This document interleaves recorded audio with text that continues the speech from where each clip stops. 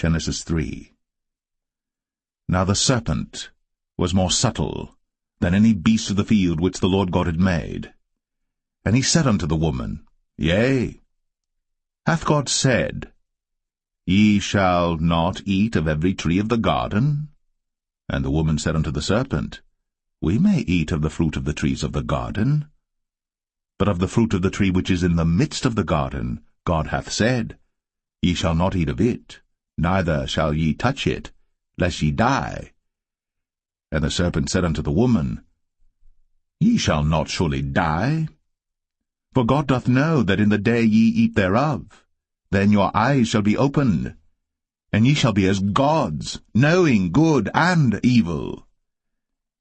And when the woman saw that the tree was good for food, and that it was pleasant to the eyes, and a tree to be desired to make one wise, she took of the fruit thereof, and did eat, and gave also unto her husband with her, and he did eat. And the eyes of them both were opened, and they knew that they were naked. And they sewed fig leaves together, and made themselves aprons. And they heard the voice of the Lord God walking in the garden in the cool of the day. And Adam and his wife hid themselves from the presence of the Lord God amongst the trees of the garden. And the Lord God called unto Adam, and said unto him, Where art thou? And he said, I heard thy voice in the garden, and I was afraid, because I was naked, and I hid myself. And he said, Who told thee that thou wast naked?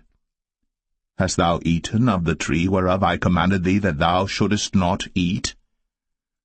And the man said, The woman, whom thou gavest to be with me, she gave me of the tree, and I did eat. And the Lord God said unto the woman, What is this that thou hast done? And the woman said, The serpent beguiled me, and I did eat. And the Lord God said unto the serpent, Because thou hast done this, thou art cursed above all cattle, and above every beast of the field. Upon thy belly shalt thou go, and dust shalt thou eat all the days of thy life. And I will put enmity between thee and the woman, and between thy seed and her seed. It shall bruise thy head, and thou shalt bruise his heel. Unto the woman he said, I will greatly multiply thy sorrow, and thy conception. In sorrow thou shalt bring forth children, and thy desire shall be to thy husband, and he shall rule over thee. And unto Adam he said, Because thou hast hearkened unto the voice of thy wife, and hast eaten of the tree of which I commanded thee, saying, Thou shalt not eat of it, cursed is the ground for thy sake. In sorrow shalt thou eat of it all the days of thy life. Thorns also, and thistles shall it bring forth to thee, and thou shalt eat the herb of the field. In the sweat of thy face shalt thou eat bread, till thou return unto the ground. For out of it wast thou taken, for dust thou art, and unto dust shalt thou return. And Adam called his wife's name Eve, because she was the mother of all living. Unto Adam also and to his wife did the Lord God make coats of skins, and clothed them. And the Lord God said, Behold, the man is become as one of us, to know good and evil.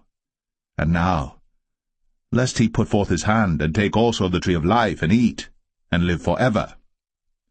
Therefore the Lord God sent him forth from the Garden of Eden, to till the ground from whence he was taken.